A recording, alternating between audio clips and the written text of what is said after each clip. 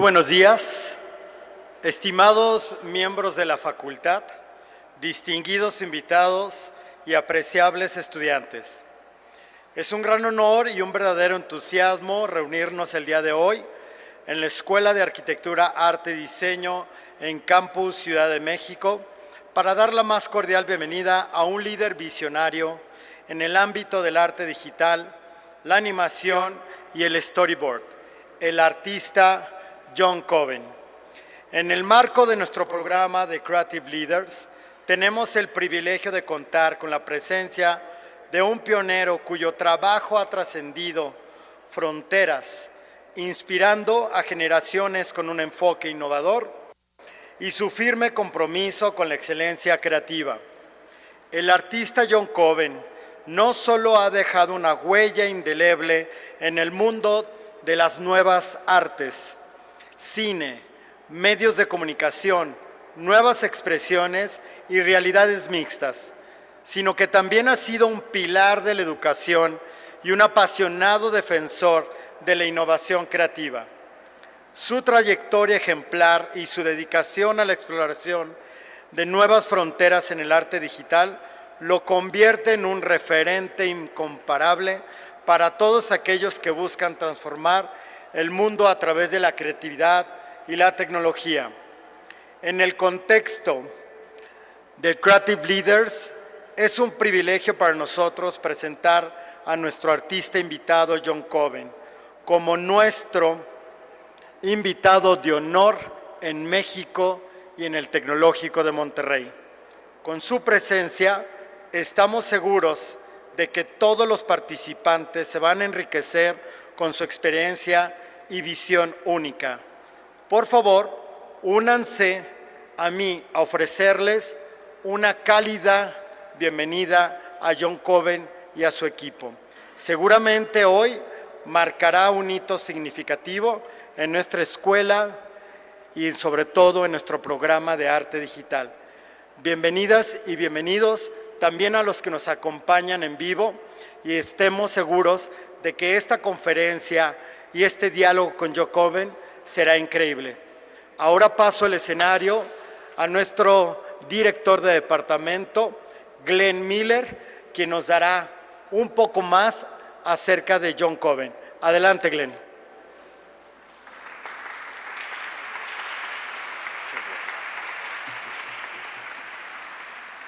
Muchas gracias a nuestro decano, Ramiro, por estas palabras, por esta amplia introducción.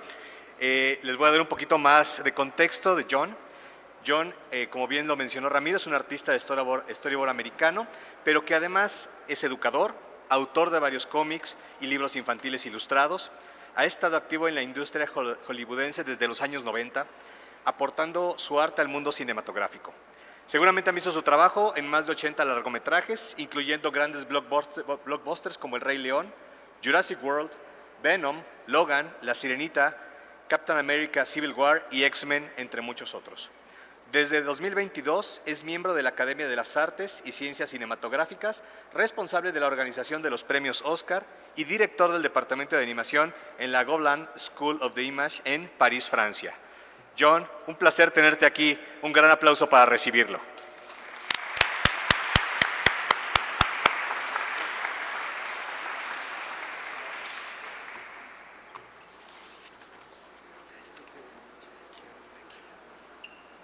Gracias, Glenn.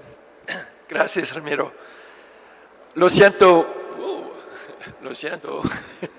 no hablo español, hablo francés y italiano y vivo en Los Ángeles. So I'm afraid I have to speak to you in my native English, but I think most of you will understand. Well, thank you. I want to thank Glenn Miller and, of course, Travis, the great, the esteemed Travis Blaze for inviting me here today. I am thrilled to be here in Mexico City and thrilled to be with all of you at Tec de Monterrey. We don't have a lot of time. I brought enough to speak to you all day about, but we don't have a lot of time. So I'm going to speak to you a little bit about several things. The first thing I want to do is give you an introduction about myself. And there's really three reasons. First, because I think it's good that you know something about who's talking to you. Second, because I love talking about myself. You know, I mean, most of us do, right? But third, most importantly, because if you are wondering, you know, what you're doing here studying animation or studying digital arts, or your parents are wondering what you're doing, and you wonder how that's going to work out. It may be interesting to you to see the kind of very tortured, very long path that I followed to get to where I am now and to do the things that I did. The important thing for me is that I didn't know exactly what I was doing, but I always followed my passions. If you are passionate about what you're doing, I believe it will lead you to where you need to be. So with that said, I want to tell you a little bit about who I am and what I did to get here. So let's see. Samuel, how do I go to the, oh yes. I'm sorry, I don't know any of the hotkeys in, I'm a Mac guy, so I don't know the hotkeys in,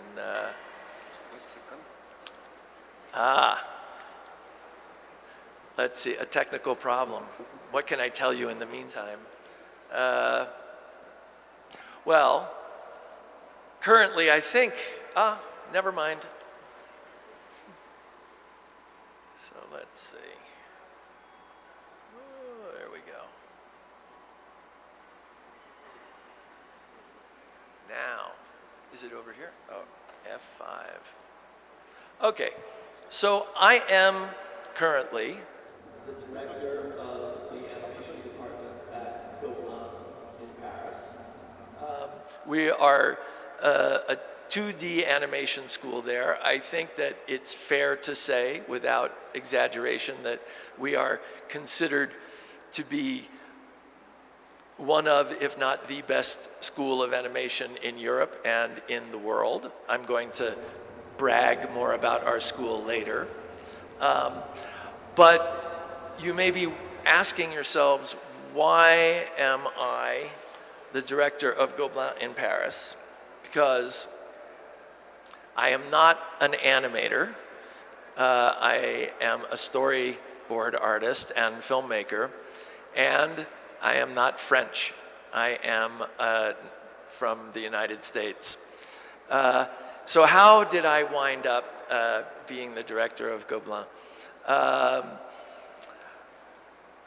I want to give you then a little self-portrait by way of explanation. That is actually a self-portrait that I did, obviously, many years ago.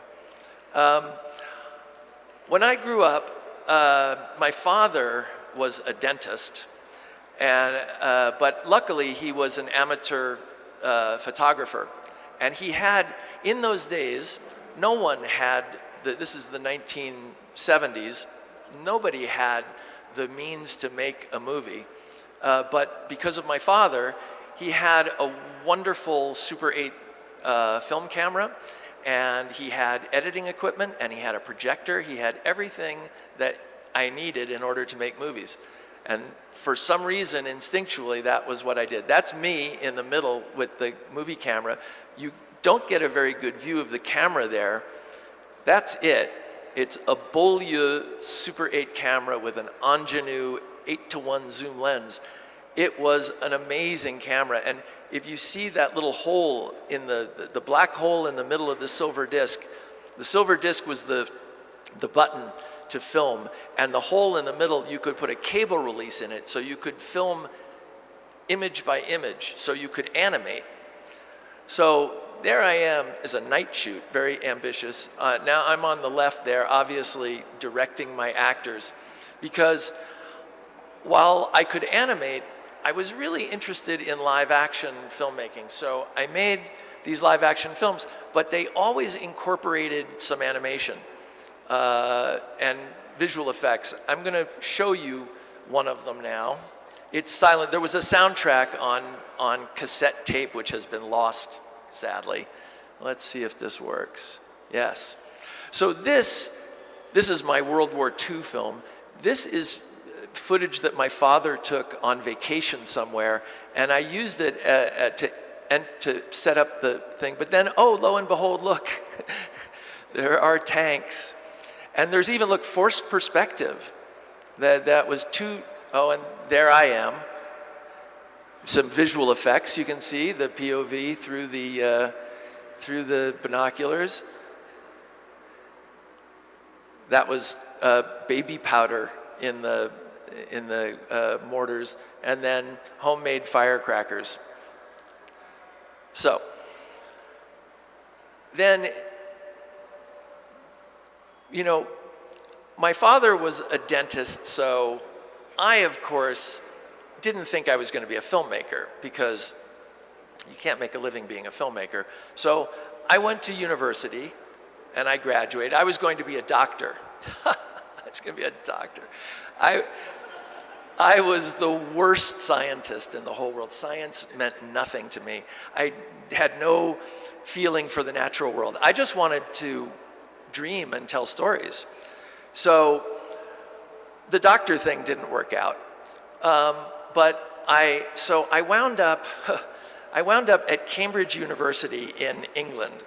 That's me, punting on the cam, studying English literature, because I wanted to tell stories. I still didn't think that I wanted to be a filmmaker.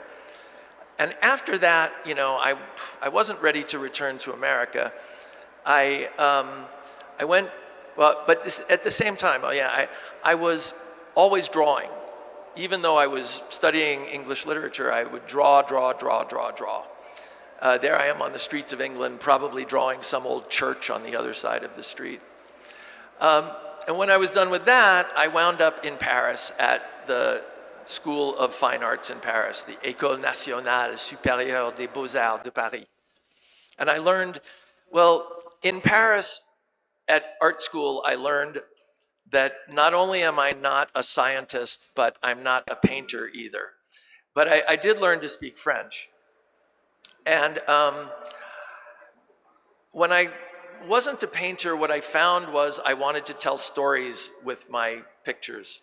It kind of goes back to what I was doing instinctively when I was a kid. So I finished my studies at the School of Decorative Arts in Strasbourg in France, and as part of the diploma, I had to make an animated film.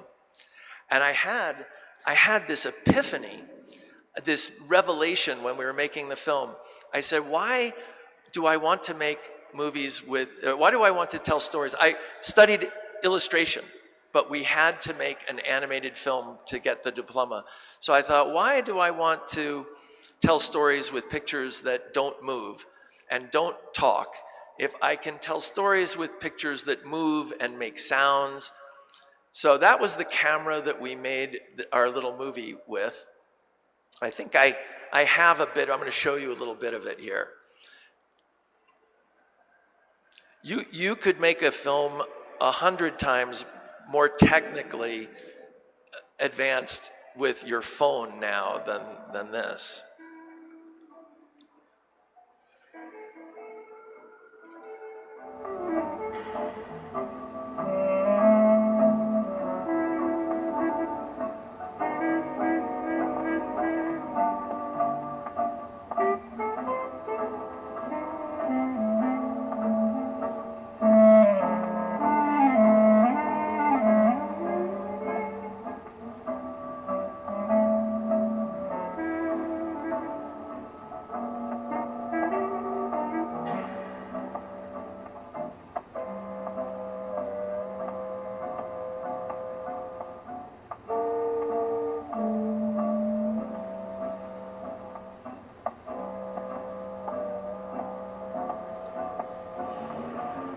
Well, there, as you can see, it's not really animated. The strange thing is it's almost like an animatic, because we said, well, my partner and I, we want to be illustrators. We don't want to be animators.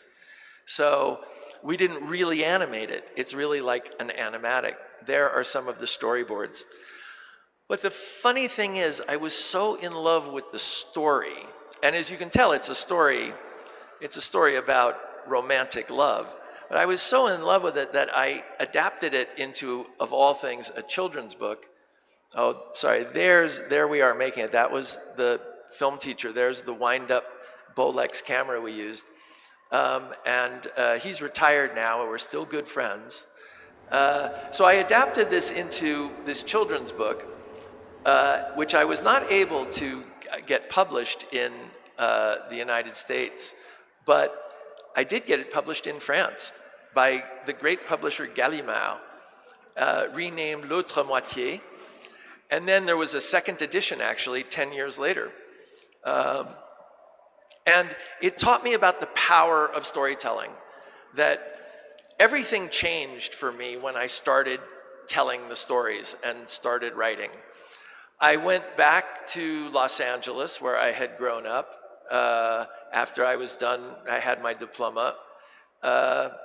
And I got a bigger camera and started making my own movies and storyboarding feature films in Hollywood.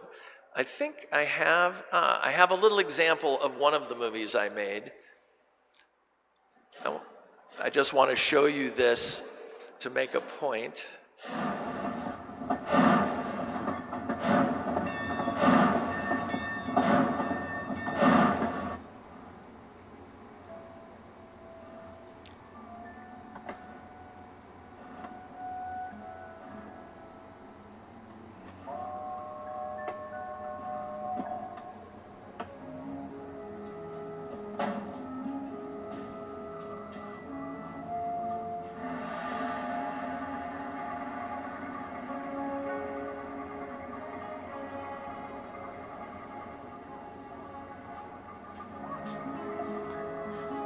All right, so that goes on.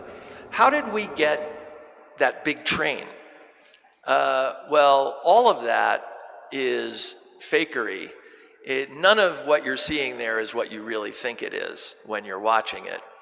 And it wasn't until I found that movie from when I was 13 that I made the World War II movie that I realized that I kept doing the same thing over and over again, that it's very, very strange. So this is how we did the train.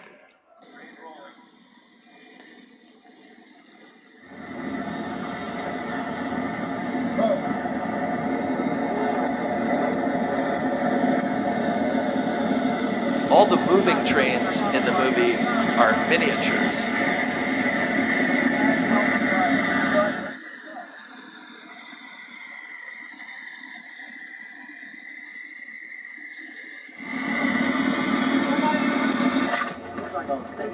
We would literally dig the camera into the ground so that the lens could look up at the train. And it's all filmed in slow motion, so it looks big. So, all the time I was doing this, I was also storyboarding. I was storyboarding the movies that you saw up on the screen when you arrived.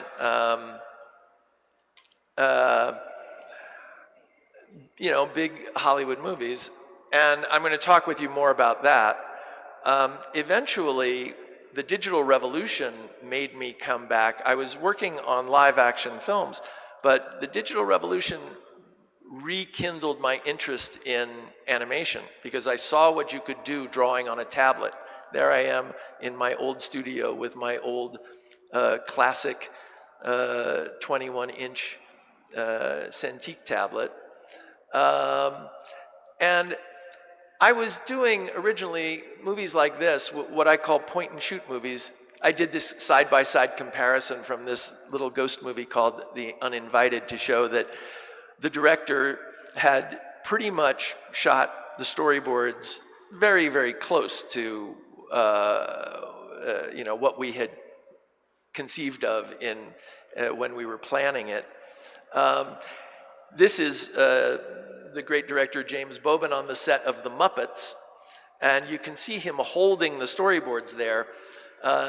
With these kinds of storyboards, we would print them 3 to a page, and the director would be on set and have the storyboards. It was the blueprint, if you will, for the movie. It was the plan.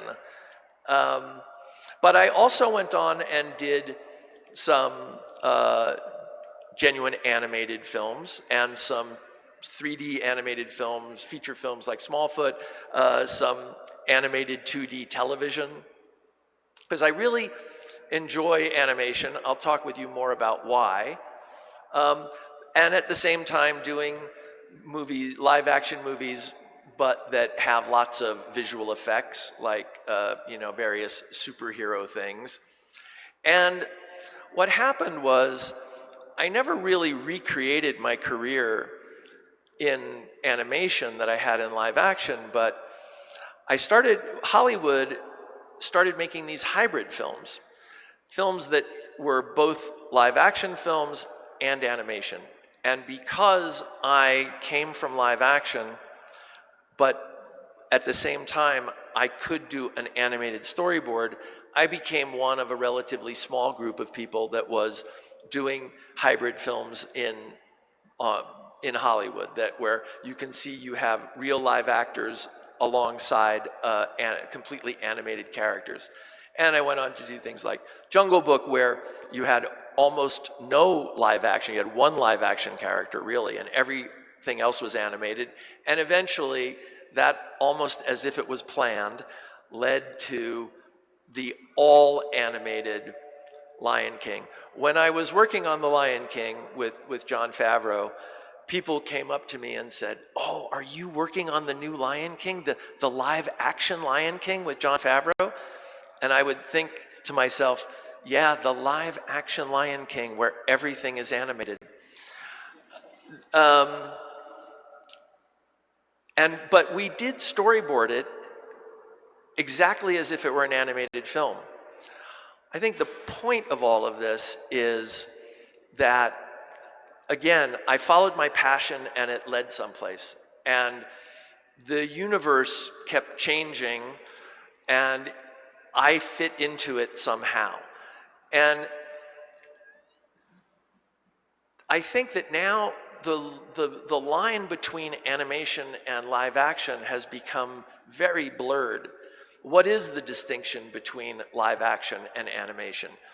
If you look at car commercials now, most car commercials are done, there's no car there. It's a digital model of a car.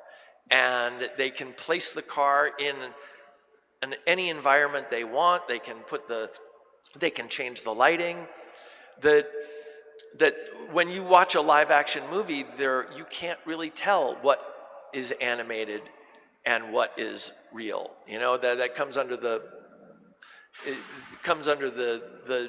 category of visual effects, but it is still animation. So another half animated, you can see that I said I redid the Disney catalog in photoreal, because when people said, "Oh, you're doing the live action Lion King," what they meant was you're doing the photoreal Lion King. And then I started teaching in 1997. I really loved art school. I think you guys are so lucky to be able to be at a place like this. I wanted to get back to school as soon as I could. So after about 7 years working in Hollywood, I started teaching in Los Angeles at Art Center and then Otis, the two of the big art colleges there. And then my wife wanted to move to Paris because she had never lived in France. So we moved to Paris in 2016, put our children in French school, for which they've almost forgiven us now. And I started teaching in France. And I wound up teaching at Gobelin. That is 2016 with the very first, again, it was the universe saying if you follow your passion, things may work out. I ended up teaching the first class, the first day, the first year of the international program at Gobelin. These are some of the students from that first year. The guy standing in the background there, 2 years later, he won the Annie Award for Best Student Film in the World for his graduate film from Gobelin. And so, my wife said, if something wonderful happens, we'll just stay in France. Well, of course, nothing wonderful happened. I went back to Los Angeles, but 5 years later, the wonderful thing happened, and Gobelin called. I knew the director had left, my old boss, and they said, do you want to be the director? Well, that was an offer I could not refuse, and so now I split my time between Los Angeles and Paris, and it allows me also to travel and come meet you guys. So let's see. Okay, Samuel, let's go to the next thing. Oh yeah, okay. So wonderful, thank you. So I want to talk with you. The title of the talk is storyboarding and visual storytelling. So I want to talk with you a bit about storyboarding and a bit about visual storytelling and how storyboarding is a part of visual storytelling. I'm going to talk with you a little bit also about, where's the cursor? There we go. About storytelling. I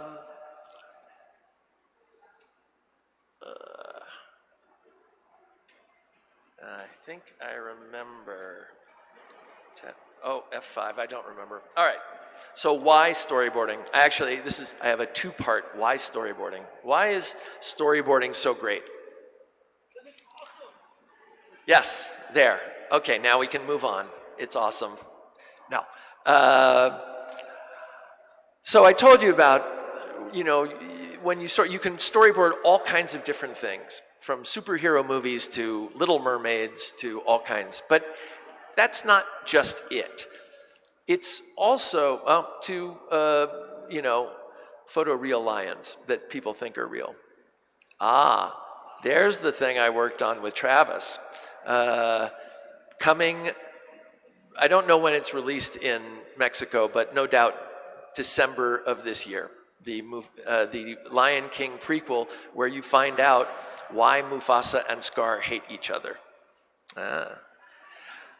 So why storyboarding? Well, we call a storyboard artist in animation a story artist and a storyboard artist in live action. Do not ask me why, but that's what it is. And you can see that in both of those, story is in the title of the job. So is artist, which I think is cool, but story is right there in the title. It is because you are telling the story. And story is king. You can have the most beautiful animation in the world. I am not saying anything against animators here, but you can have the most beautiful animation in the world. You can get the biggest stars to do the voices. You can get Brad Pitt. You can get anybody. You can have the most beautiful colors. You can have the most fabulous soundtrack. But if the story does not engage the audience, if you do not have characters that go on a journey and take the audience on that journey and show the audience through their experiences something about what it's like to live on this planet now, then the audience is going to forget the movie very quickly. They're not going to remember how great it is technically. They're going to remember the characters. They're going to fall in love with the characters. And that's why they're going to talk to their friends and say, oh, you have to see this movie. Story is king. And in terms of storyboarding versus animation, I'm not sure this is right, but I came up with a mathematical, oh no, wrong slide, sorry, never mind. So I want to talk with you a little bit also about Gobelin. Now I told you I was gonna brag about Gobelin, now I'm gonna brag. So here's Animation Career Review, which has ranked Gobelin the #1 animation school in the world for the past 4 years in a row. But you could say, well, Animation Career Review, who are they? I would say, okay, that's true, who are they? But we also produce films that consistently play at the biggest festivals in the world, win prizes, are finalists for the Student Academy Award, for the BAFTA Student Award, that win the Annie. That is a film called The Soloists. That's the Annie in 2023. Those are students, 5 students from 5 different countries, none of them France, and their film Soloist. So Gobelin has been nominated for the Annie Award 7 times in the last 6 years. And I don't know how many Student Academy Awards and BAFTA Awards. The Gobelin students have won the Annie Award 3 times in the last 6 years. That's half the time there's a Gobelin student on the stage accepting the award. But Gobelin produces 10 films a year, and not all of them win Annie Awards. Not all of them are in these festivals. So what's the difference? They're all technically excellent, I can tell you. And by the way, do any of you subscribe to the Gobelin YouTube channel? Anybody? Some. Well, you should all subscribe to the Gobelin YouTube channel. This fall, as every year, the thesis films from the last year will premiere this fall on our channel. We have 870,000 subscribers, so you should subscribe too. The films this year are just technically brilliant. So anyway, all of the films are technically excellent. So what makes the difference between them? You know, I would argue that, once again, story is king. It's the story. And I want to digress for a second from storyboarding, and I just want to talk about writing and filmmaking for 1 second. I tell the story, the students at Gobelin, it's really very simple. The students at Gobelin have total creative freedom. They can do anything they want. We will not censor them. We won't tell them what to do. But I tell them, you can do anything you want. You can make a film about anything. But if you want to wind up like those students at the Annie Awards, if you want to play in lots of festivals, if you want your film to be seen by lots of people and appreciated, I can tell you that it needs 3 things. It needs to be personal. It needs to have some, no, even if it's a fantasy, it has to come from something in your life that you can relate to. The audience has to feel in some way that it means something to you personally, the story. It has to be universal. So that may sound like the opposite, but not really. It has to be something that everyone can relate to, not just you, but everyone. And the third thing is, it has to be relevant. It has to be about something that means something today, that's topical, that people are interested in and concerned with today. You don't have to make a film like this, but this is really the key to the hearts and minds of the juries, because your films, if you want to play in film festivals, if you want to win awards, then you are going to be judged. That's just the way it is. I'm on lots of juries. You're always being judged. So that's my little secret to the Gobelin students about writing. And for example, this is a film called Best Friend. It won the Annie Award in 2018. There are the students who made it, accepting the Annie Award. The guy on the left, Shen Yi, It was a story that came from him. Gobelin films are always made in groups. I'm not going to go into that so much, but we don't make individual films. Everything is group-based. And everybody gets a credit as director of the film. All of the students participated in writing the film. That once again, those are students from 4 different countries, none of them France. Shen-Yi came to France and he couldn't speak, his English wasn't very good and his French was non-existent. And he's there in France and he had his phone and he got mugged and they stole his phone. And he realized that he was totally helpless, that he was completely dependent on that phone. And he changed that experience into a story. You go to the YouTube channel and watch Best Friend. It has 10 million views. He changed, I'm not gonna, no spoilers. He changed it into a story about someone who's addicted to a kind of, it's a sci-fi film. It takes place in the near future. He changed it into a story about a guy who's addicted to a virtual reality video game and what happens to him when he loses his cell phone. So you can see it was both personal and universal and relevant. So here's The Soloists, a film about prejudice that, and countries that have laws that oppress women. The story originally came from one member of the team, second from the left, from Iran. So that's my little thing about writing. Back to story. Again, it's the storyboard artist, the key part to me is story. And I told you, I jumped ahead. I told you I have this little bogus mathematical formula that I have to compare storyboarding with animation. Nope, I don't have that at all. You know what? That's the second time I've thought that I had it. I don't have it. Let's stick with, there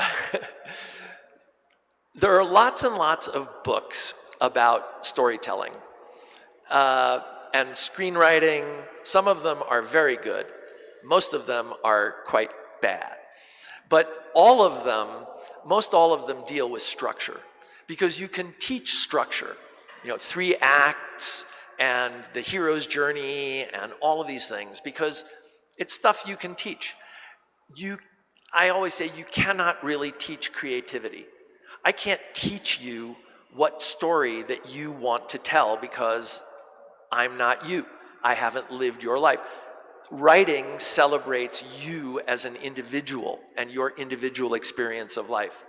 However, this book, The Creative Act, A Way of Being by Rick Rubin, is as close as you can get, I think, to a book that teaches creativity. And if you want to read a book about being creative, you could do worse than this.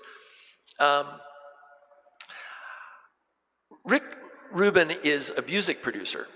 The music producer, if you don't know, is like the director of an album. The music producer might do the orchestration and decide what instruments you're going to use, not write the music and not perform the song, but be behind the scenes. And he tells all these great anecdotes. I'm reading this book, and suddenly I come across this one passage. This guy is not a storyboard artist. He's not a visual artist. He's not a producer. He's not an animator. And he writes this. See if I can read it to you. Imagine you have a script that has been translated to storyboard. Going from storyboard to finished film is somewhat of a mechanical process. There is art and inspiration involved, and there are a million choices to be made. But the path ahead is clear. Our creative task now has narrower parameters. If we're pleased with the blueprint, it could be constructed a million different ways, as long as we continue referring back to make sure the developed project is as good as the original plan. There could be several different versions that all ring true. The power is held in the underlying structure. I couldn't believe it when I read this. This guy says perfectly why I love storyboarding in the animation process and why I never wanted to be an animator, is because it's the storyboard is the big strokes. It leaves out all the detail and allows the viewer to fill everything in. And as an animator, if you want to be an animator, great. But being an animator is about the details, and you need that because no audience wants to sit and watch an animatic, a story reel, or a click pitch. They want to see a finished film. So as an animator, you're going to fill in all the detail, and you're going to improve everything. You're going to improve the performances. But you're not going to fundamentally change the story. That's going to be done by the writers and the storyboard artists that are essentially the visual writers. Okay, so let's go. Can we go to the next thing?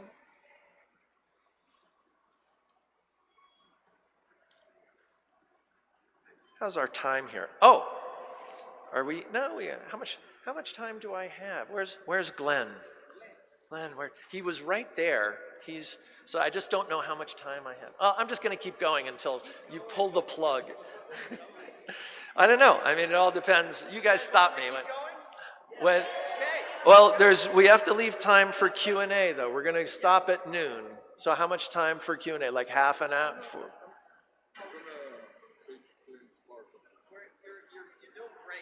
All right. Let's see.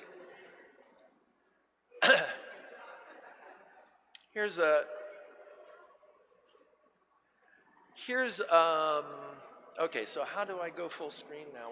Samuel's, there, the two of them are over there. Let's see, do I go F5? No, see, because this is going to be different. So what do I do to go full screen? Just to go full screen. Yeah, what do I do? Is it F5? No. Or is it in the corner? Oh, that's what I'm going to do. All right. So you've seen this image before. Storyboards, I was going to talk a little bit about the different uses of storyboards. By the way, the reason that I want to talk about this is if you have the skills to animate, you have the skills to be a storyboard artist. It's not the other way around. I can't be an animator. I know the basics of animation, but I can't animate. And the great thing about storyboarding also is that it has many different uses. For feature film, like this, let's see, it does work, excellent. So you saw this before. So feature film, but also visual effects. That's from the very first X-Men movie. There's the storyboard up above and the finished frame from the movie down below. Jurassic World, you can see, I was very proud of this because I boarded that scene a year before they shot it. And although you can see it's framed slightly differently, it is very, very similar to the storyboard. There's Smallfoot again. So animated feature films in 3D, they need to be storyboarded just like 2D movies.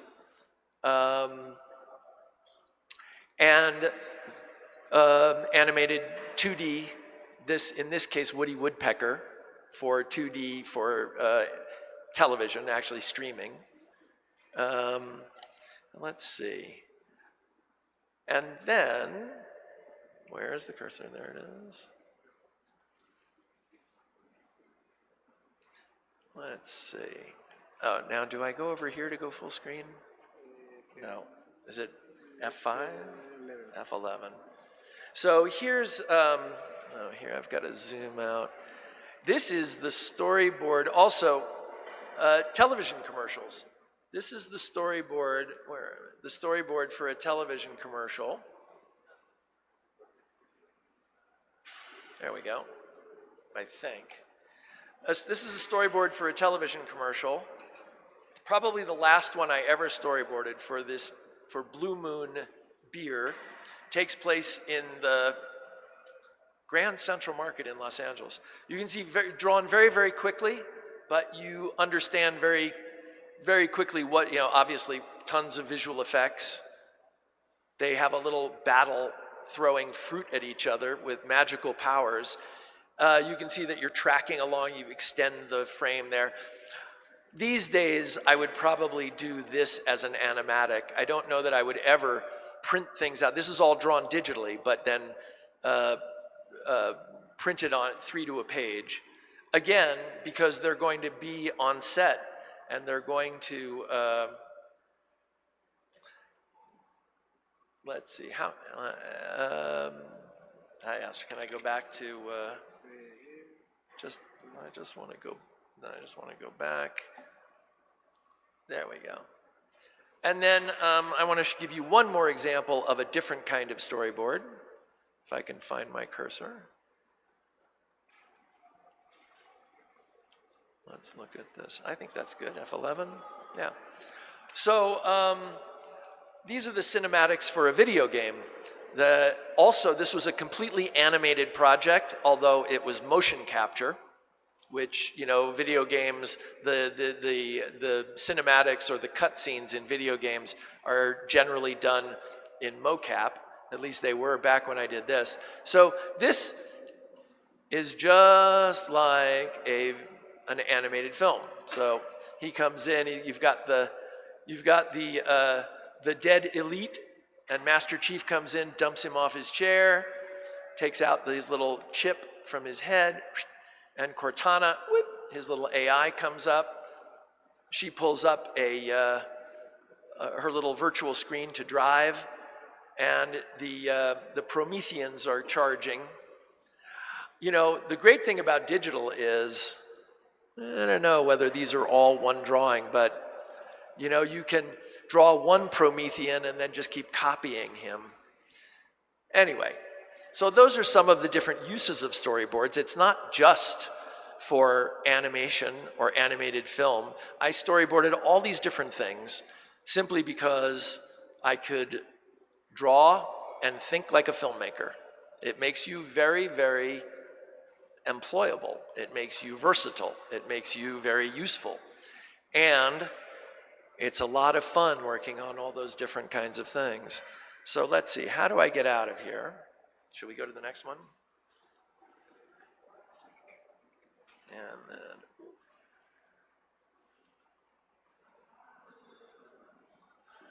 so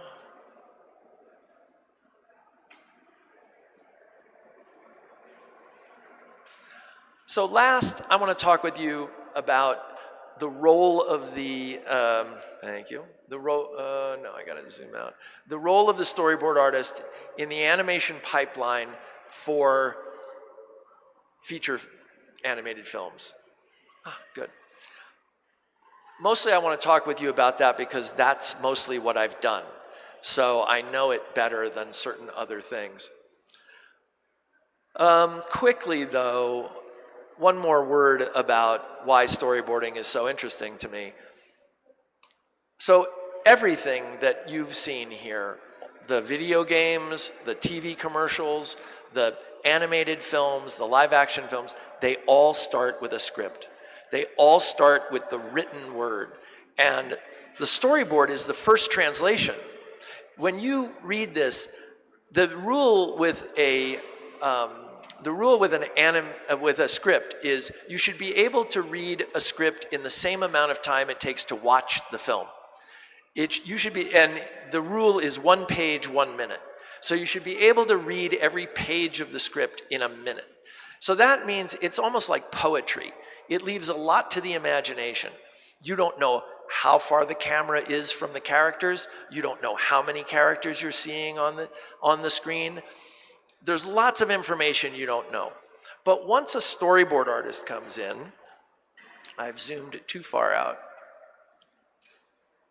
100, there we go. Once a storyboard artist is done drawing, it's a very, very quick drawing, but you see everything. You know how far you are from the characters, you know how many characters you're looking at, you have an idea of the of the environment, you understand their expressions. There's a lot of information, even though it's a rough drawing, because again, what I think is very interesting is it's impressionism. It gives you the impression of being complete without being complete at all. And you get to do all different kinds of things, as I said. You've got talking animals. You've got cave people. You've got a space age, a space warrior, a space soldier, and his AI chick. Storyboard artists can give a very good impression, again, of the environment, like that. That's one-point perspective. As a storyboard artist, in terms of the backgrounds, I never use more than 1 point perspective, really. If you are using 2 point perspective, you're spending too much time on the backgrounds because it's about the characters. You can even throw in a little color, like with this angry peacock. You can bet that the peacock's feathers are red because he's pissed off. You can get a sense of the lighting. But once again, you can get a sense of the lighting if it's important to the story. There are all different kinds of characters. There's Godzilla. That is a photoreal movie. When you see that shot, you think that it's all real, but Godzilla is a 3D model. So is the fighter jet. They probably shot a plate of the background. The smoke is digital. You can mix live action characters. This is the Wolverine. There's the Wolverine in the middle with his girlfriend on the left, and the Silver Samurai that was an all digital character on the right. And most importantly, you can determine where the camera goes. And I'd give another lecture, this is from the Crudes, I give another lecture which shows that the camera is not looking down on the characters there because it's a pretty shot. It is a pretty shot, but that shot is there to tell the story. I used to teach storyboarding to live action storyboard artists and directors, and I would say the alternate name of the course was where to put the camera in order to tell the story. Because that camera is up there to make you feel something, not to be pretty. You can get a sense of movement. There's obviously a whip pan.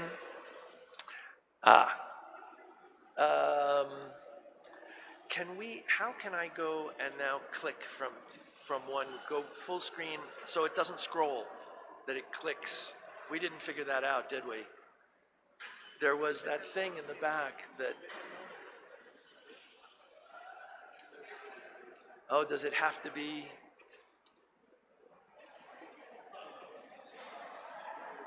So if we can get this to work, which I really hope we can, it's going to show you that the most amazing thing about storyboards is that it can actually show you the movement. The movement of the characters. Yes, but now we're not, let's see. Yeah, but we're not where I wanted to be. Let's see, can we escape? And then go back to the beginning can we go back to the beginning? Well, yeah, the first slide, but it's not really the first slide. You know what? I think actually, let's go to the next one. We don't need to see this. It's okay. Yeah?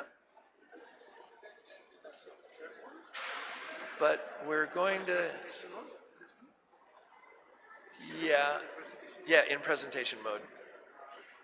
I would have to go very quickly through this. Yep. Okay, good. So this is a storyboard that I did not do from How to Train Your Dragon. And I think it's great because it's a great example of how to use the camera. And you'll notice, look at how simple the drawing is. The Viking's horns are 3 lines. They could be 2 lines, except he didn't like one of the lines. So suddenly, everything is moving. The camera is moving, going way up in the air. I love the way the dragon's breathing there. And look at the expression with very, very, very little few lines. And he's like, oh, I did this. Now suddenly, we're in the middle of the action here, and now suddenly it's what you'd call a proscenium shot. It's very objective. You're outside the action.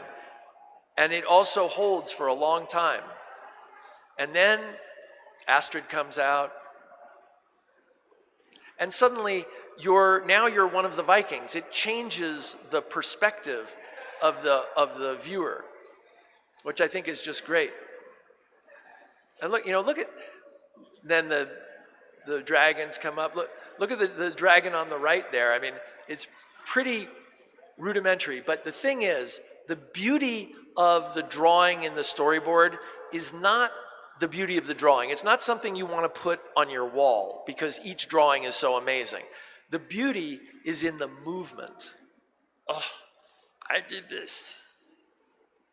It's when it moves that it becomes so incredible. Look at the expression he has. And then, and he runs to him, picks him up. Oh, you brought him back alive. He's alive. He's alive. And Astrid's happy. So we could take a quick look at how do I get out of this? There's so many hotkeys. Is it F5? I just want to go back to F4. Let's have a look at that scene, and you will see how it's not exactly the same, but the storyboard definitely sets the tone for the whole scene. Pick up! Pick up! Son! Pick up!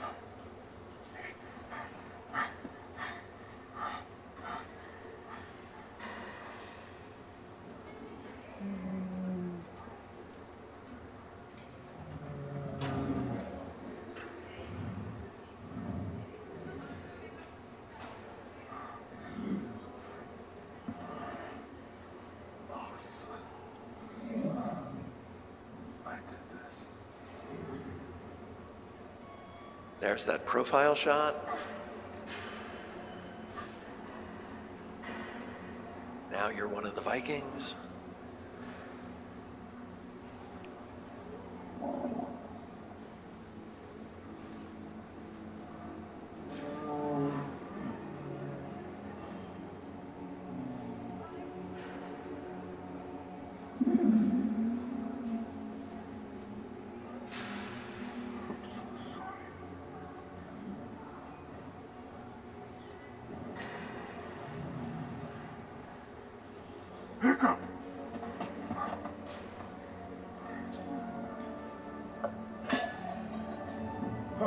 He's alive!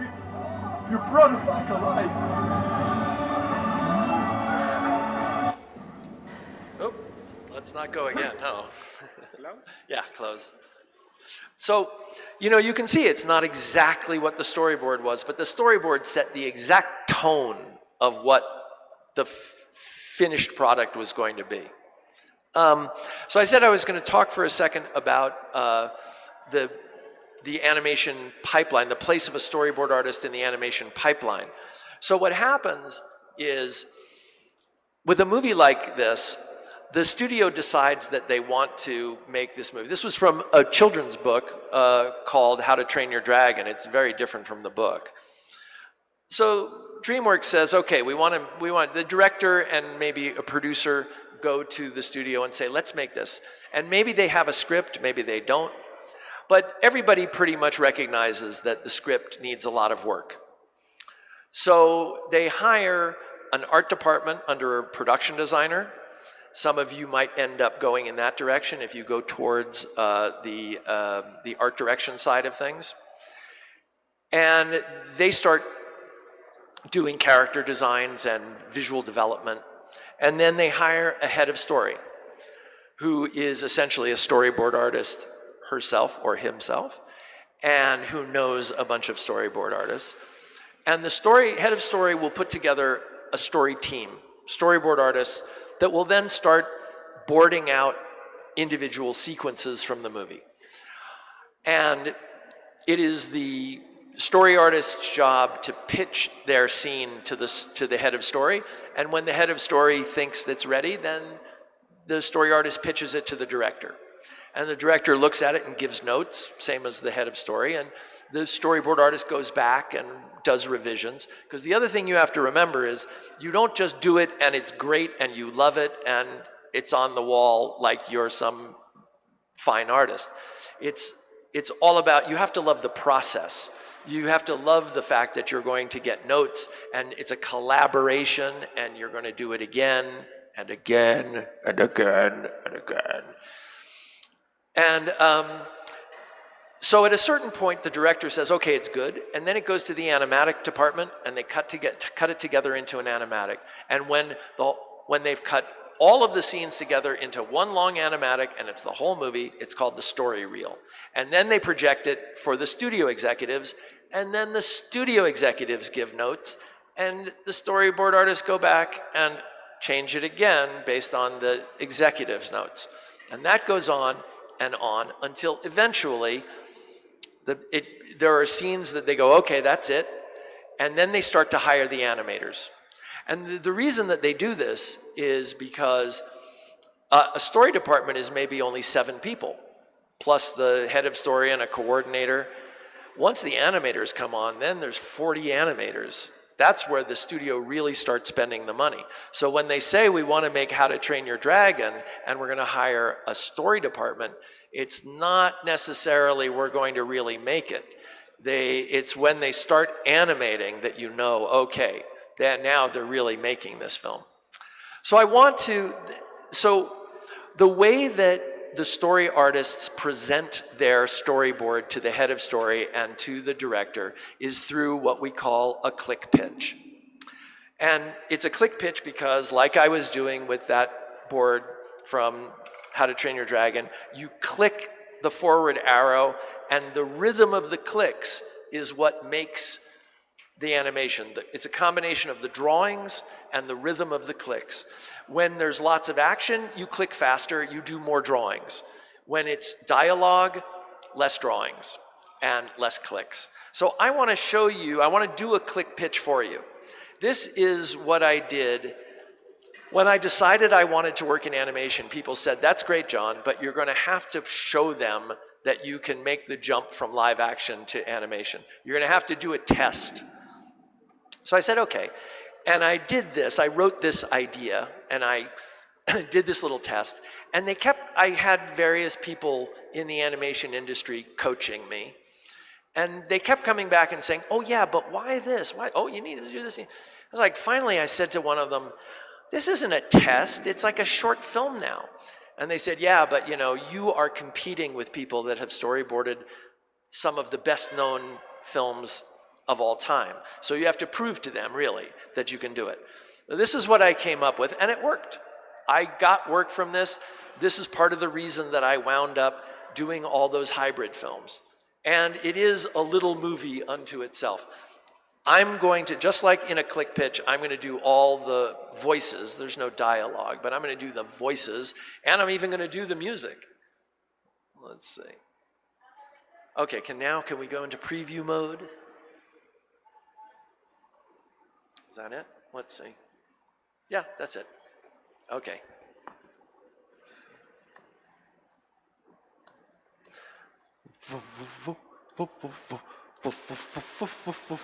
Foo, foo, foo, foo, foo, foo. Ah. Do, do, do, do, do, do, do, do, do, do, do, do, do. Ah. Do, do, do.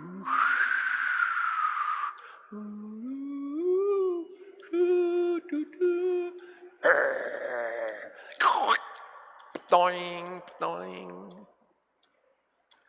Do, do, do, do, do. Do, do, do. Ah.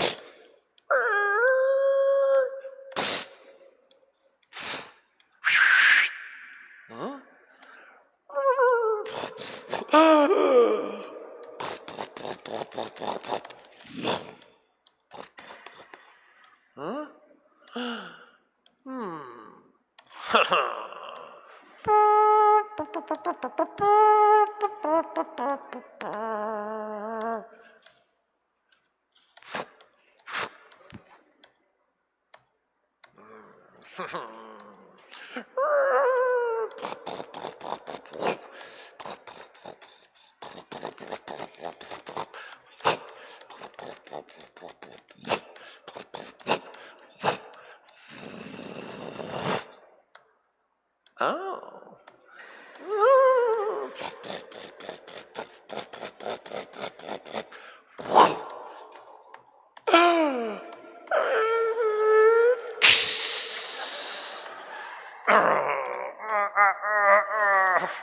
Ole!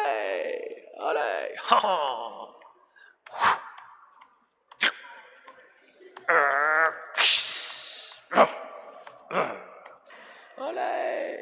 Ole!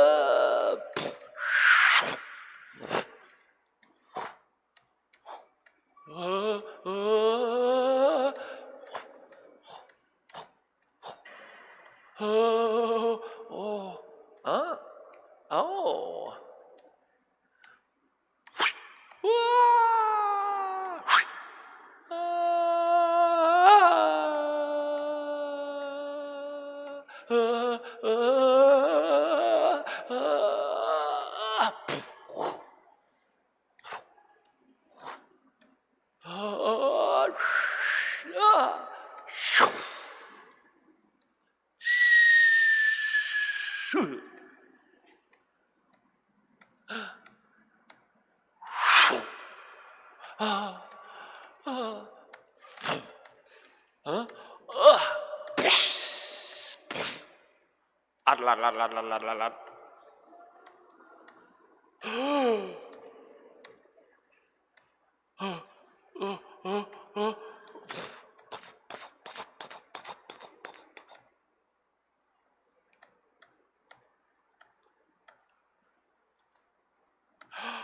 Do, do, do, do, do, do, do. Ah, do, do, do, do, do. Do, do, do, do, do, do, do, do, do, do, do, do, do, do, do, do, do, do, do. Do, do, do, do, do, do, do, do, do, do. So, thank you. Oh, thank you. Thank you, Meister. all I can say is Travis would have done a lot more poses. It's pretty lazy. Like every time they look this way, they look that way, it's just copied and flipped, you know. So basically, you know, that's what happens in terms of making a story reel. And as the story reel becomes more and more of it becomes approved, the animatics, the drawings are replaced with the rough animation. I have an example of that.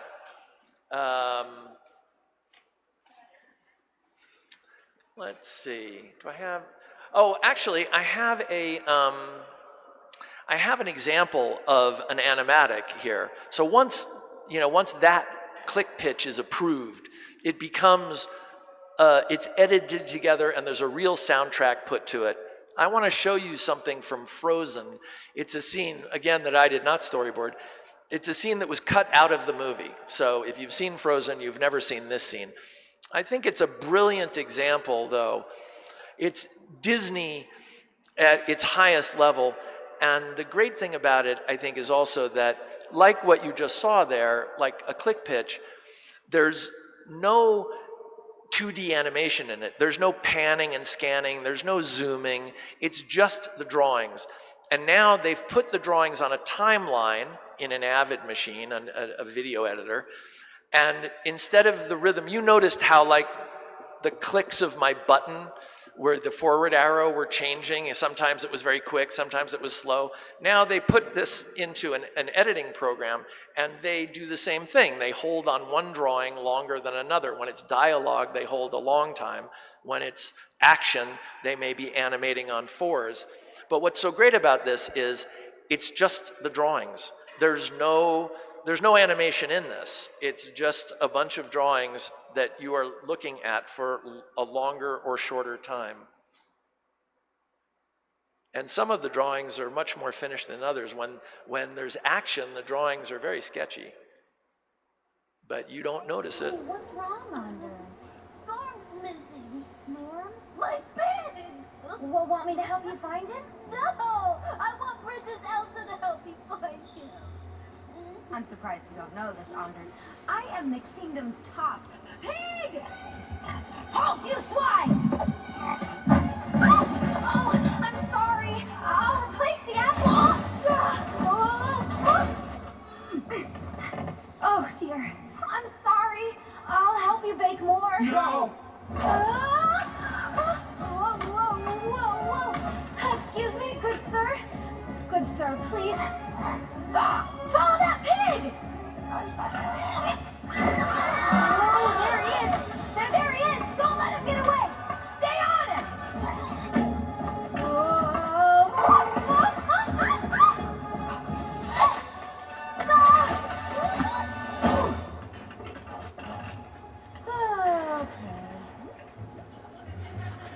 Okay. Hey, So, what's wrong? pretty, all right, stop. Let's see, how do I do this? Yeah, what's the close? Yeah, F4. Okay. So one last thing, and then we can get to some Q&A. As I said, they will project the entire movie like this. You can bet that the executives at Disney saw the entire film in just that way. The executives at Disney, including Eric Bergman, the head of Walt Disney Motion Pictures, which means he's the head of Marvel, he's the head of Disney Animation, Walt Disney Pictures, Lucasfilm.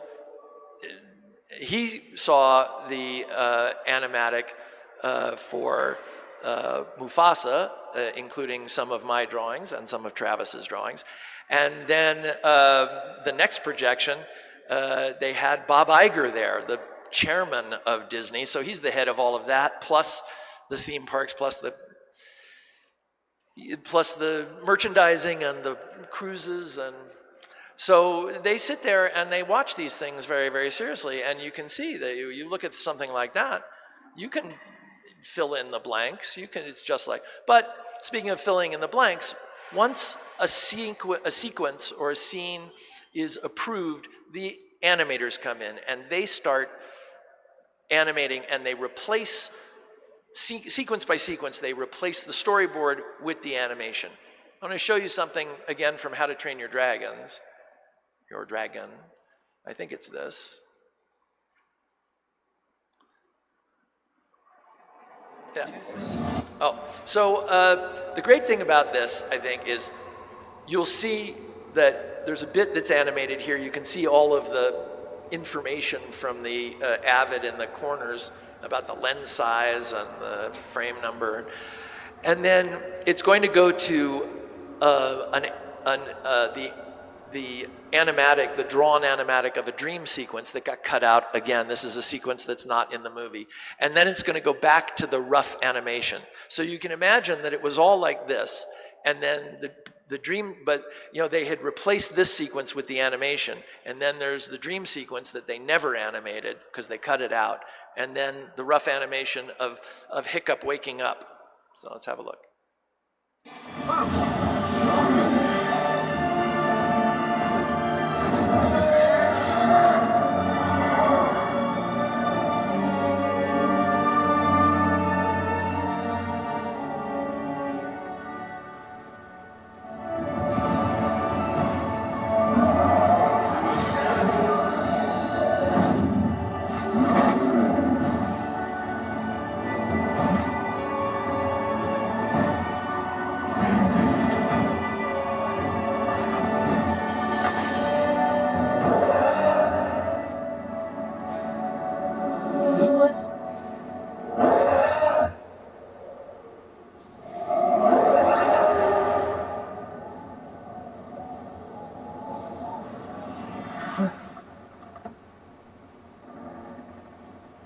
See, it goes right back to the rough animation.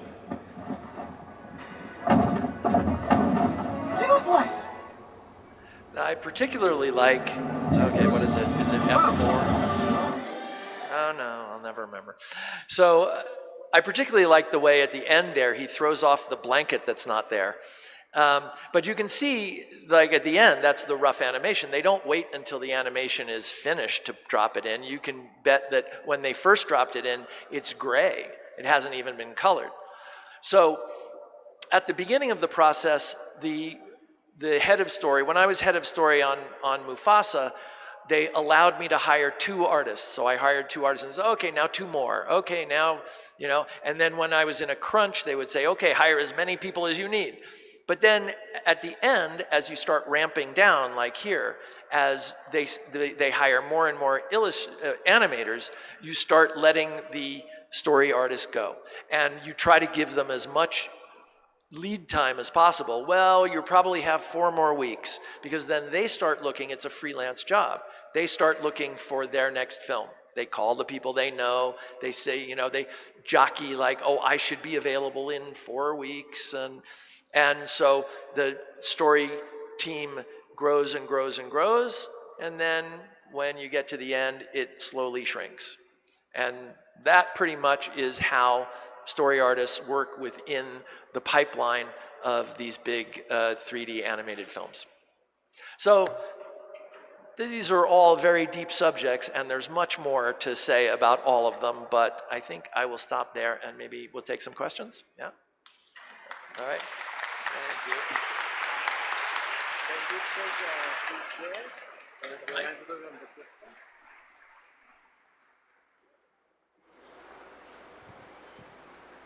Is that for me? Yeah. Oh, I need Thank some you. more. Thank you, John.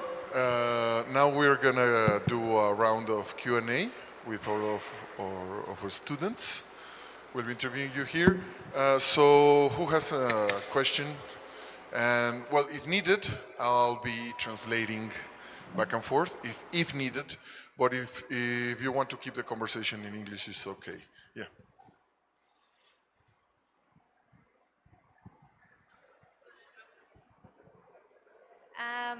Hi.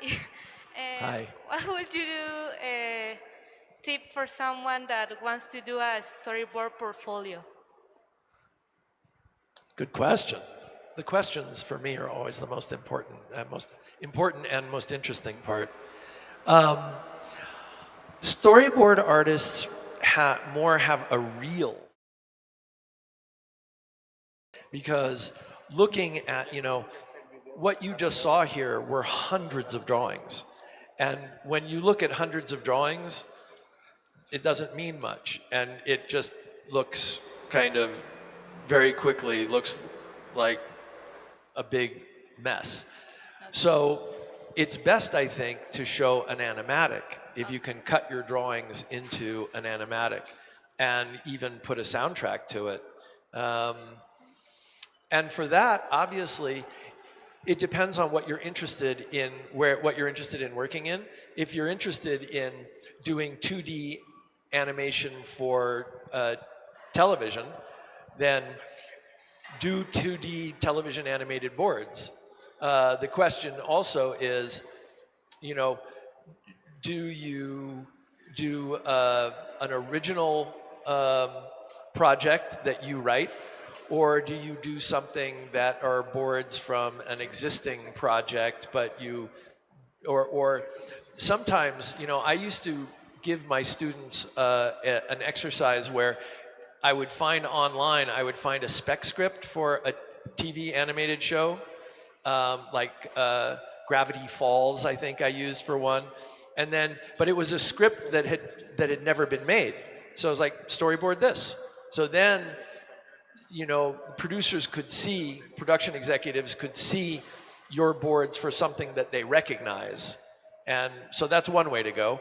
Or board your own original project. But most of all, understand where you want to work and then board something that is like that. And I think that, and then the other advantage that you have working in animation, if we're talking about like how to get a job, you have this advantage in animation that doesn't exist in live action. Studios give storyboard tests. You could take a storyboard test at most of the major studios. I did that Faunador, my satyr unicorn thing, as a test. Instead of taking a test, I just did that. So, I mean, that's essentially what you're talking about, is do something like that. Or go and take a test. The studios all have recruiters. Even smaller studios have people who recruit, and you can find. I think if you go to LinkedIn, you can find the email address of the recruiters at the studios and or the production companies, and you can show them your work. I have a question. Yeah. We've talked a lot about, or you've talked a lot about, the differences between working on these different types of commercials, from live action to animation. But can you talk a little bit about what are the advantages of, let's say, being trained as a storyboard artist in animation versus the differences of what it's like being a storyboard artist for live action? Because there are differences. There are differences. And can you talk a little bit about more of those differences? So, when you storyboard live action, the goal is really to see if you can represent the entire shot in one drawing. That's what you want to do, because it's about economy. If the camera changes, does a big 360, the characters are completely different, you may want to do more than one drawing, and you will represent the movement of the camera and the characters with arrows sometimes. And in animation, it's more about doing the poses and having a click pitch like that. You don't need to do that in live action. Because live action, it's more just like almost what you call a shot list. But in order to do live action, you also have to understand the way in which live action is shot with a camera. In animation, it's all worked out. The cuts are all worked out in advance. That's why there's a story reel. That's why every shot is storyboarded. In live action, not every shot is storyboarded. If it's just people talking, generally they won't storyboard that, because the filmmakers are very experienced. They know how to cover the scene. In live action, it's all about what we call coverage. How do you cover the scene? You have the actors and you have the camera placements. It's what they call one camera work. A sitcom on television is usually 4 cameras. They have all 4 cameras going at the same time. They don't do that in feature films because it's impossible to light it and make it look really good. And it's not in front of a live audience. So it's one camera, and the actors do the same thing over and over again, and they do it with the camera in different positions, and they will relight the scene when they move the camera. So live action, it's about understanding how to block a scene. Okay, we're gonna block the actors, or just like in the theater, blocking the action of the actors on stage. This character is gonna move from here to there. They're gonna go from here to here. So you understand that, and then you understand where you want the camera in order to cover the scene. This shot is gonna cover the scene from here to here. And then the shot is, quote, dead. As soon as the shot doesn't work from that angle anymore, the shot's dead. So it's like working out a plan for how you're gonna shoot the movie. In animation, it's more about really showing as closely as possible what the actual cuts and camera movement's gonna be. One of the similarity though, the other thing is, what are the similarities? The similarities are, it's all filmmaking. You have to know how the camera, I was just saying this to Glenn this morning, the camera is one of the most important, powerful tools that a filmmaker has. And it tells the story exactly the same as the costumes and as the hairstyles and as the props. The camera, if you've got a camera that's shaking all over the place, it's very different from a camera that moves nice and smoothly. It creates a different impression in the audience's mind. And filmmakers are always thinking about how to use the camera in order to tell the story. A wide-angle lens will give you a very different impression from a telephoto lens. So but that is exactly the same for animation and live action. Anybody else? So I'm going to switch to Spanish real quickly. También les recuerdo que pueden hacer las preguntas en español y yo las traduzco en tiempo real a John, si se sienten con mayor comodidad. También le quiero recordar a la audiencia en la transmisión de Zoom que pueden hacer preguntas a John. Por favor, háganlas por texto en el chat de Zoom y con gusto vamos a responderlas. Entonces, Zoom o por aquí también pueden en español. So let's get going. Entiendo eso. Yeah. Excellent. Okay, here we have our next question. Hi, John. First of all, I want to thank you for the talk you gave us and also for being one of the key people who brought those incredible and fantastic movies. And I want to tell you that I'm very identified with you because I also had this plan of studying medicine and become a doctor, but then I realized that my true passion was this cinema and animation. And I'm also a guy who is very involved, like you, in the world of cinema and animation. I make my own short films and include some of animation and also live action. And I want to tell you, me, besides studying animation, I make my own short films. And how did you in the past balance your time to be able to do this storyboarding while you were doing your own movies? Storyboarding is great like that because it's freelance work. And so when you start a project, you can see the end as soon as you start. And you don't have to say yes when someone offers you work if you're in the middle of your own project. There are lots of Gobelin graduates that I know who, when I say, what are you working on? What are you doing? They say, I'm working freelance and I'm working on my own project. Because they can. And they're not necessarily storyboarding. They might be doing character development or viz dev, but they're working freelance. They don't have a long-term contract. Now, freelance can also mean, like for Mufasa, I was on Mufasa for almost 2 years. So freelance can be, almost like a regular job, a long-term contract, but it can also be as short as 3 or 4 weeks. So for years, I was making my own films and also writing feature film scripts.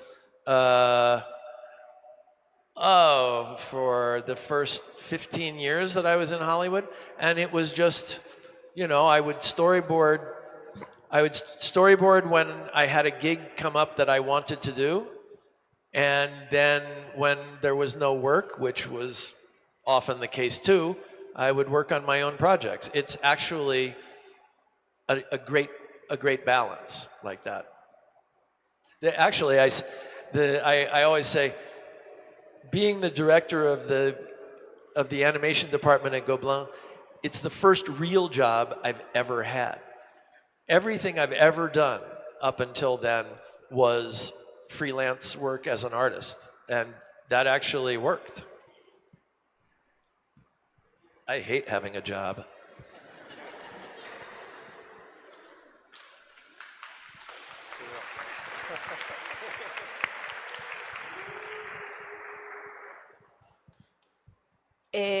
Yo lo voy a preguntar en español porque mi pronunciación es muy mal en inglés. Al momento de hacer nuestros portafolios, ¿recomienda más centrarnos en algo en específico, por ejemplo, en storyboards o pues las animatics, o abarcar varios sectores, como mostrar que podemos hacer también rough animations o con storyboards, ilustraciones, etc.?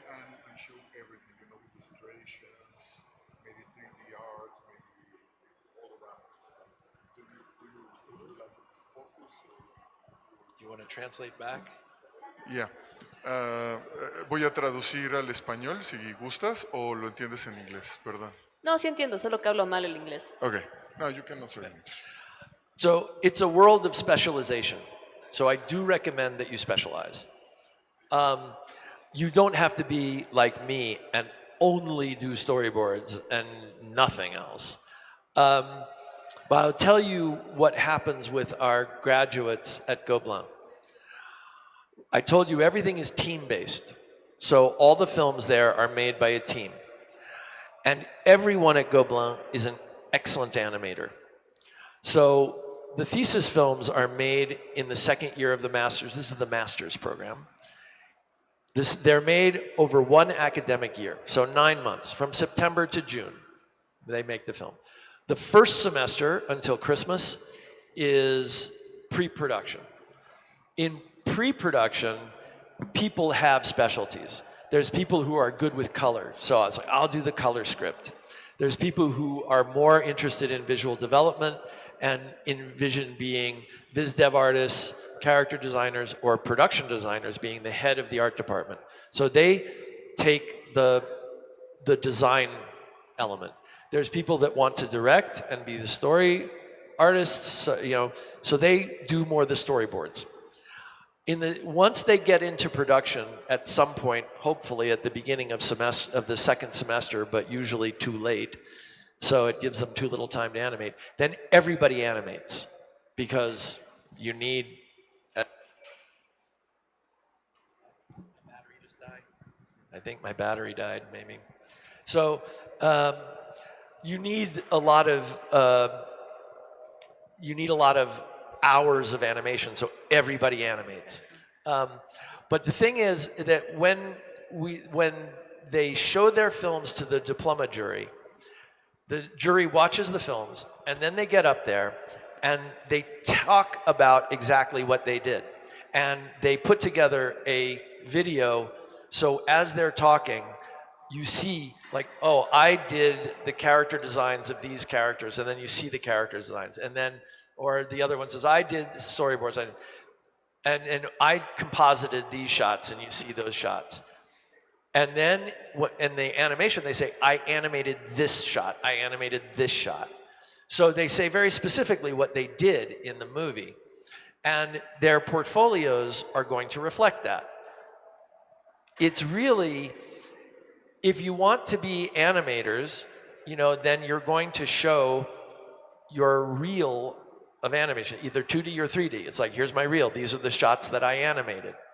If you want to be in pre-production, then there's all different kinds of jobs that you could have. You could have character design. You could have production design. You could have visual development.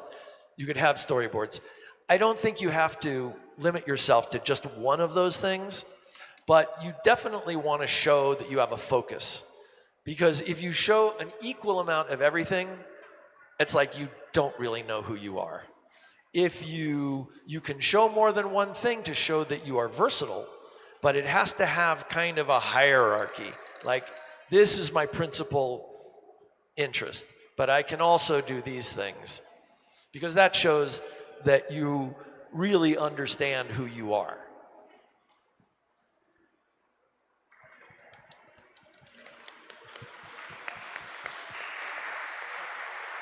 Let's see, do we have another question there?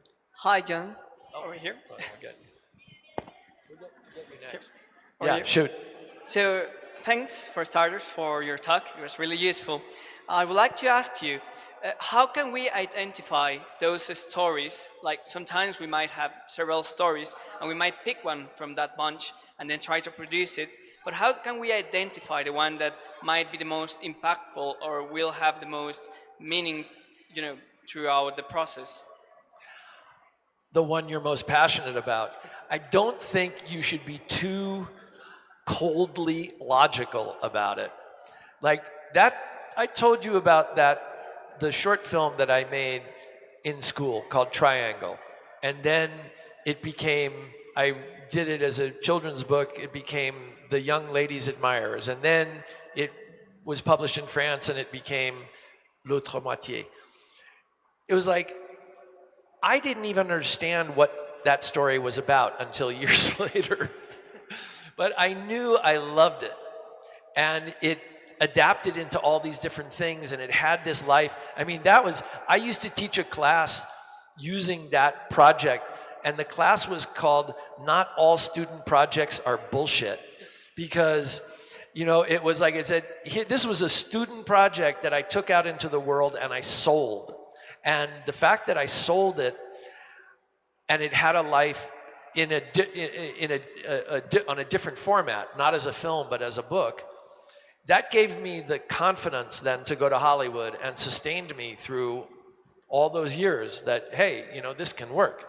So I was just passionate about that. I didn't even know why. So I don't think you should be too analytical and say, oh, this is this. I mean, you can be, but if you don't know which story, you have these stories, if you don't know which one you love, there's a problem, because maybe you don't love any of them enough. One of them should rise above the others in terms of your heart. Yes.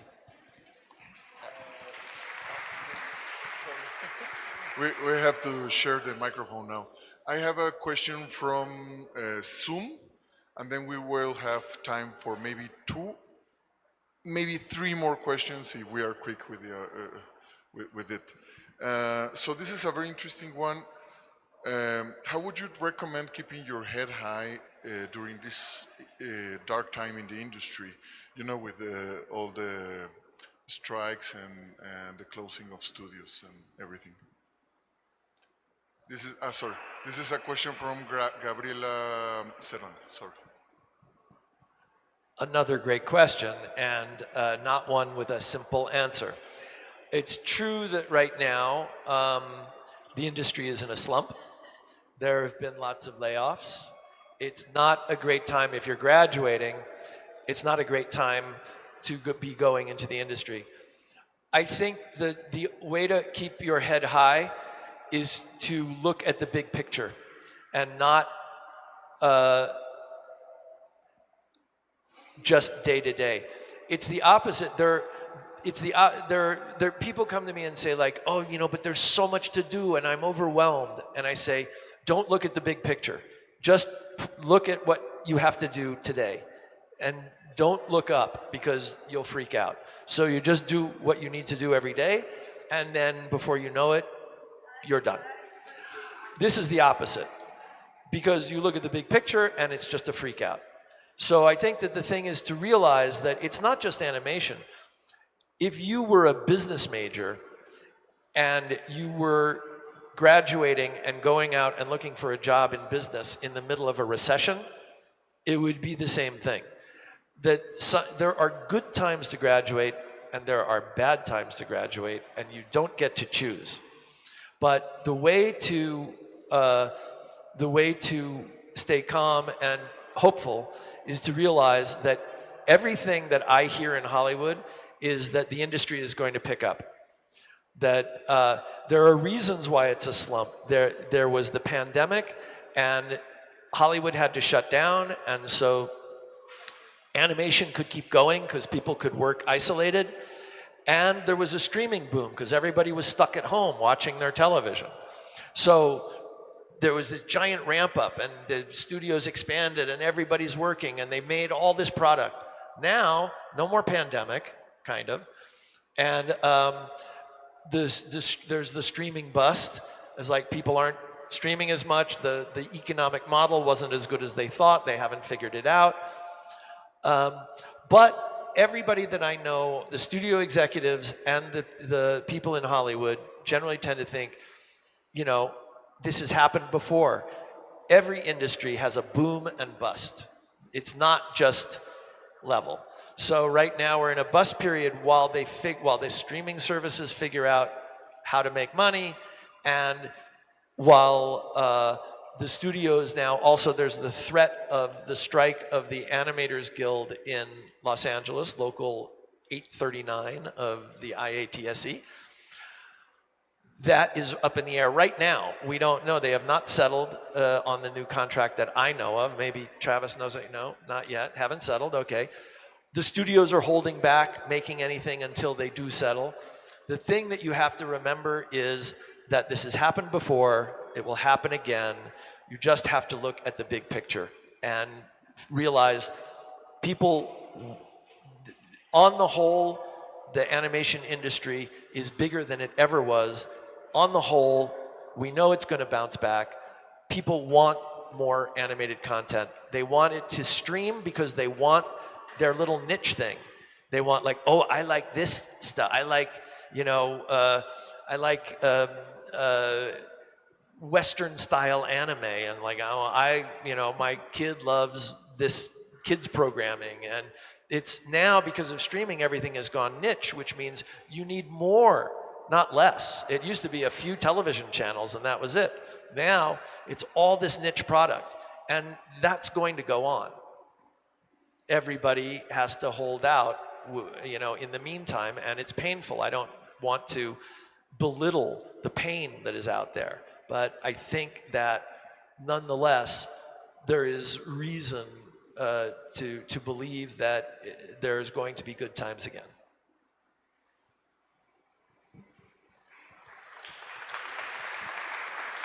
Hola, yo voy a hacer igual mi pregunta en español. Primero, mucho gusto y muchas gracias por estar aquí. Estoy muy feliz de poderlo haber conocido. Mi nombre es Mariana y pues mi pregunta va más para la parte de pues esto que mencionaba de cuando usted hizo toda su carrera a partir de freelance. O sea, yo era algo que no había podido concebir como real hasta ahora, entonces pues quería saber un poquito más sobre eso y sobre las cosas que usted cree necesarias para que pues nosotros podamos triunfar de la libertad creativa.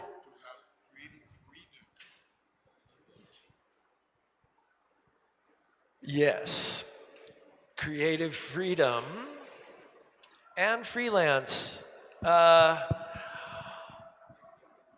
Look, I'm not going to,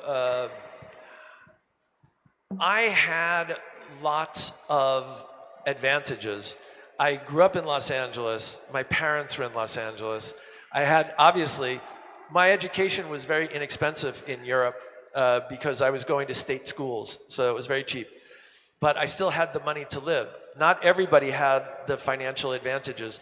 Sometimes when I give that talk, I say, if you're hating me because I look like some kind of disgusting rich kid, I was, but I was kind of a broke rich kid. I was a poor rich kid.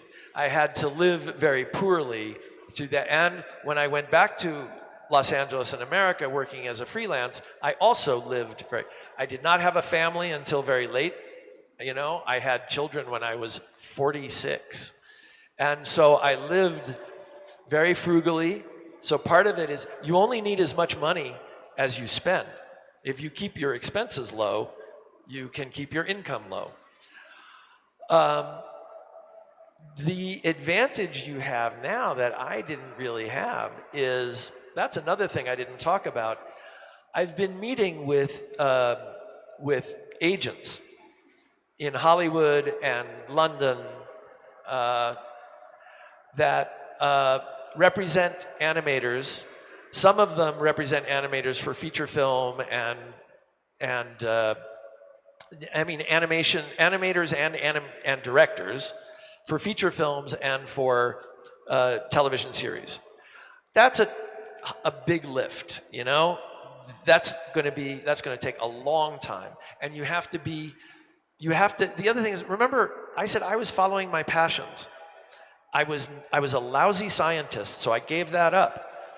You have to kind of be on the right path. You have to be the chosen one. So you can't say, I want to direct feature animation in Hollywood and just do it because you want to. You have to be the right person for that, So these guys represent people like that. That's hard. Then I meet these other agents. They represent animators that are all over the world that are doing music videos, television commercials. You want to talk about creative freedom? I talked to them. I said, well, okay, so what do I tell the students? They say, just keep animating. When you get out of this school, you should have the hard skills. You should have the skill set to be able to make a film. So you just make a film. You make a film that you love and you put it on the web. You have the means of, I had none of this. I hate you. I had nothing. You have the means of production. And, my films were always low definition, 16 millimeter. You guys can do stuff at 4K. You can do high definition stuff. You can put it on the web and distribute it. You can be your own agent. You can put it on social media. You can have a gazillion followers, and you can break through. These agents said to me also, well, if they want, what do you want to do? If you want to do animation, you want to direct animation for television commercials, pick a product that you like, make a little film. It doesn't even have to have the product in it. That the best television commercials now are a little story, and then the logo of the product at the end, and the audience goes oh, that story relates to that product. They make the bridge, and then they get a wonderful little film, and they're probably like the product better because it's not some jerk going, buy this, So they said, make a spec commercial and then put it on the web and send it to an agency. Choose, this was another, you like music, you want to make animated music videos, pick a band that you like and a song that you like that does not have a music video, animate a music video, and send it to the band's manager. You might wind up actually with selling this thing to the band or having the manager represent you. It's if you want to be a freelancer and if you want creative freedom, it is up to you. You have to hustle. You have to break through. No one is going to give you anything. You have to make them notice you. You have to make them buy your thing. You have to make them hire you. And you do that by being really obnoxious. And you make something great and you stick it in their face.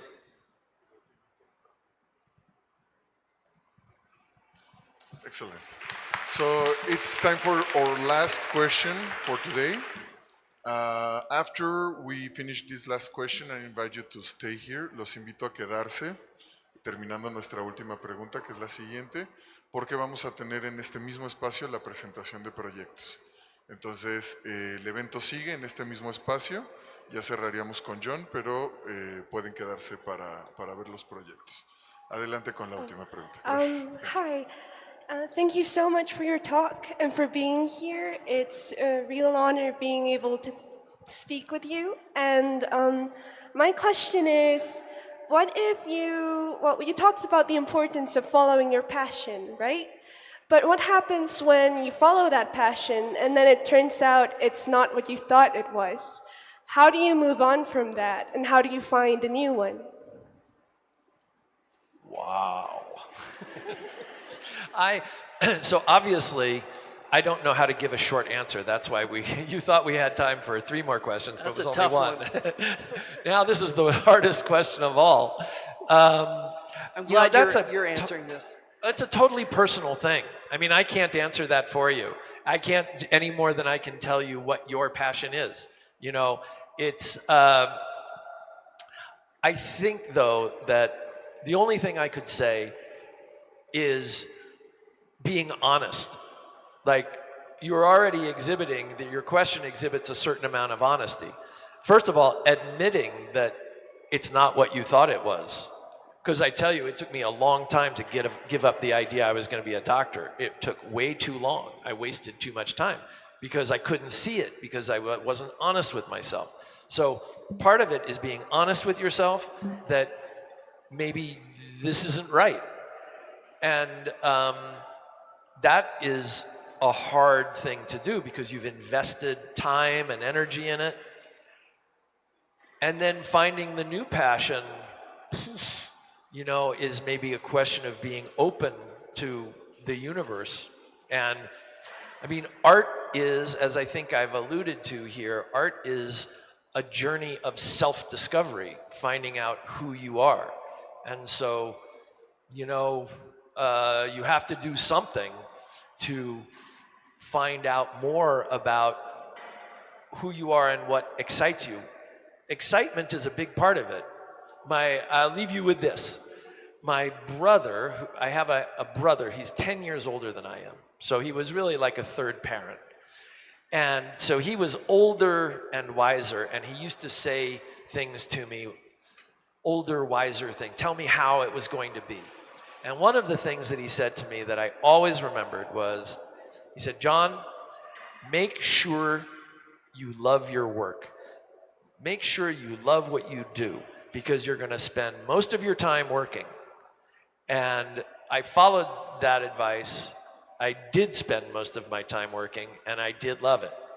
So, you know, excitement. Only you can know, you know, what's right for you and what you love. Do I owe you a drawing? Was it you? I do. Excellent. Well, that's a wrap for John Coven. Another round of applause for our creative leader. Thank you.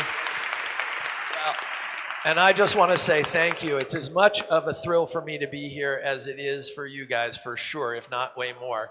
And again, a big thank you to Glenn and Travis for having me. This was fabulous. Thank you all. You are great. Ahora vamos a darle un reconocimiento a John. Adelante, Glenn. Yeah, we're gonna give you a little present. And with this we close the live stream. I'm gonna go over there. This comes directly from our national director Diego Rodriguez, who is very fond of you and sends his salutations. Diego Rodríguez, nuestro decano académico, manda un regalo directamente para John. Y con esto cerramos la transmisión. Muchas gracias.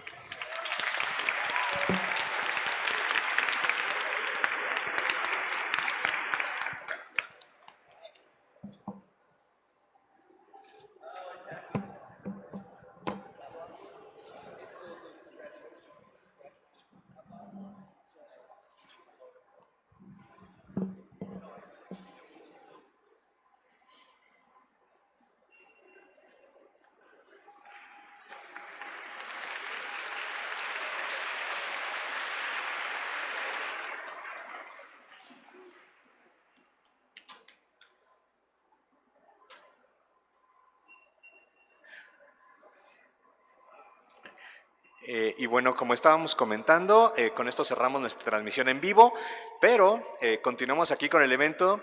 I'm going to switch to English. We wanna invite John and Jacinto to take a seat right in front, because now that you have shared so much with us, we would like to give something back. We would like to show a little video where we show some of our experiences here in the campus and a selection of projects. Each campus where the program is taught, there are 7 campuses in all Mexico, sent us one project that felt conveyed a very special emotion, and they wanted you to take a look at them so we can discuss in the next steps. So we're going to post that video, and John, it would be so good for you to watch it.